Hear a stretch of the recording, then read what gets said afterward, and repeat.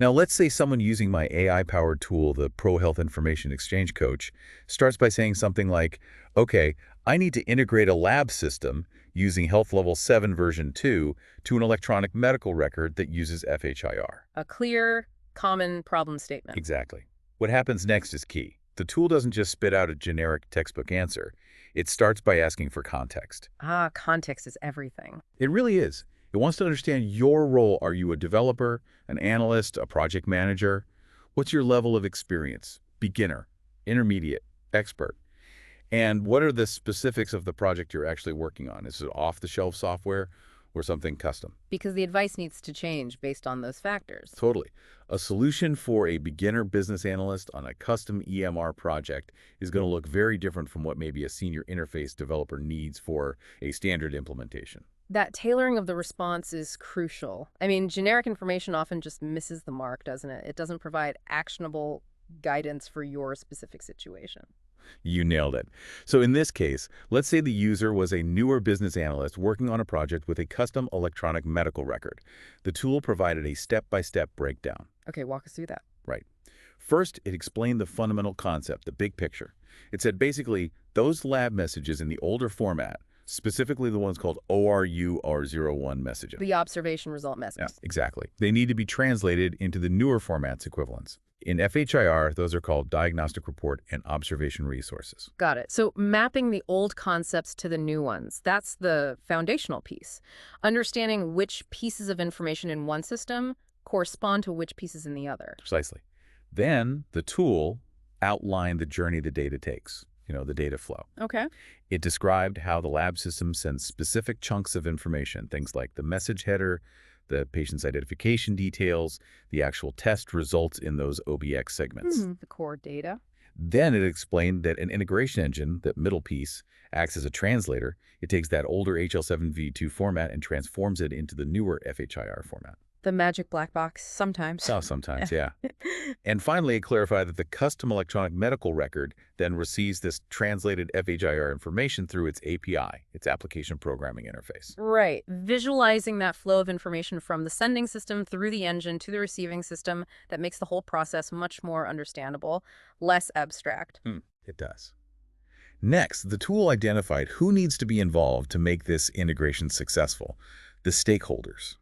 Always important. Integration is a team sport.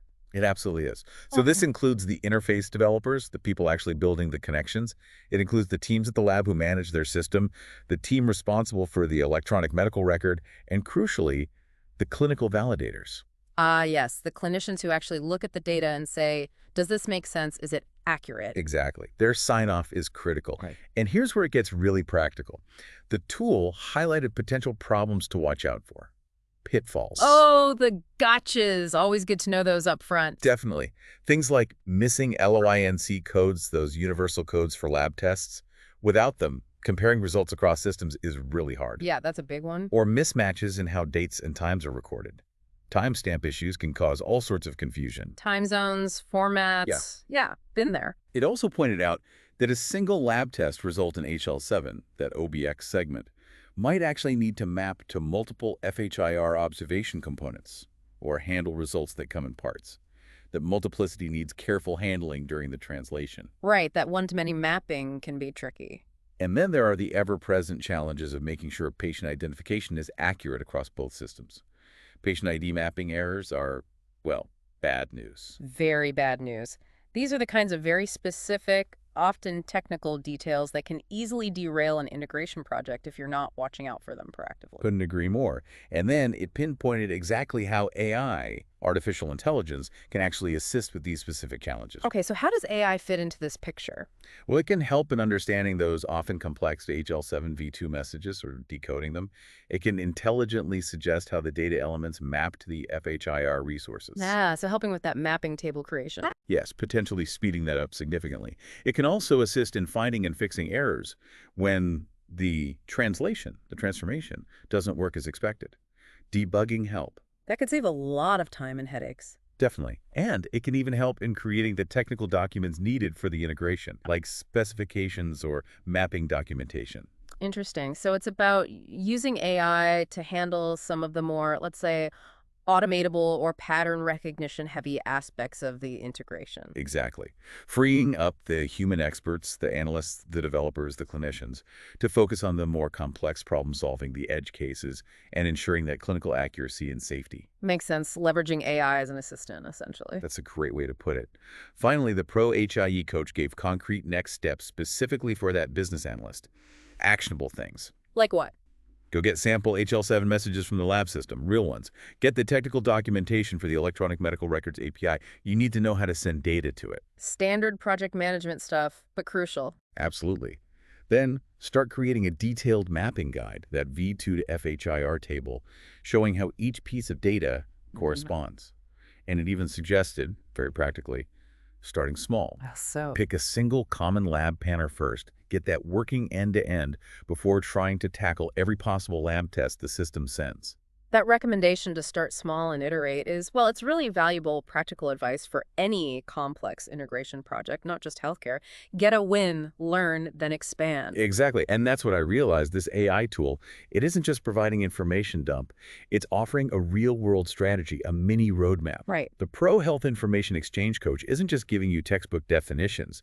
It's guiding you through the actual challenges you face in health IT, but tailored to your specific role, the exact problem you're trying to solve, Yeah. and your current level of understanding. It really bridges that gap, doesn't it, between the theoretical knowledge you might get from a textbook or a generic course and the practical steps you actually need to take to successfully implement these integrations in the real world. That's the goal.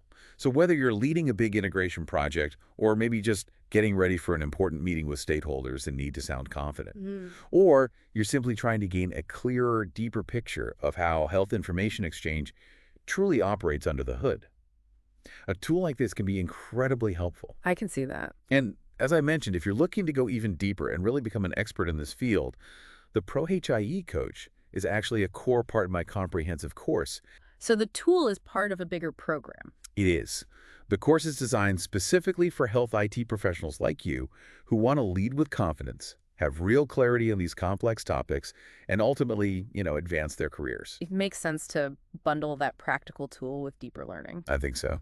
So I really encourage you listening to check out the links provided, explore the tool, learn more about the full course. I genuinely believe it's time to move beyond feeling lost or overwhelmed and really take control of health information exchange. Yeah, just think about the impact it could have on your daily work, sure, but also on your long-term career goals. Having that level of support and clarity as you navigate what is, let's face it, a pretty challenging domain.